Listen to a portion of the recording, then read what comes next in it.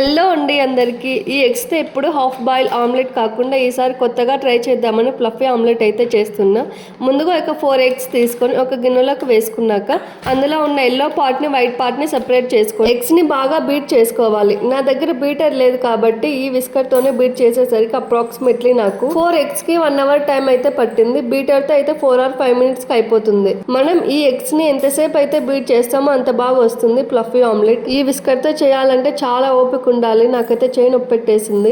తిప్పి తిప్పి తిప్పి మన చేతిలో పోయేటట్టున్నాయి. ఇప్పుడు స్టవ్ మీద ఒక ప్యాన్ పెట్టి అందులోకి కొద్దిగా బటర్ వేసి ముందు సెపరేట్ చేసిన ఎల్లో పార్ట్ ని వేసుకొని దాని పైన మిగిలిన వైట్ పార్ట్ ని వేసాక స్పూన్ తో ప్లెయిన్ గా అనేసుకొని స్టవ్ ని మీడియం ఫ్లేమ్ లో పెట్టి 2 minutes హీట్ అయ్యాక ఆమ్లెట్ ని టర్న్ చేసుకొని మరి 2 minutes లో ఫ్లేమ్ లో హీట్ చేసుకుంటే మనకి ఫ్లఫీ ఆమ్లెట్ అయితే రెడీ అయిపోతుంది. మనం కావాలనుకుంటే ఉప్పు కారం యాడ్ చేసుకోవచ్చు. ఇంకా టేస్ట్ ఎలా ఉందో ట్రై చేద్దాం. టేస్ట్ అయితే చాలా బాగుంది, కొత్తగా అనిపించింది.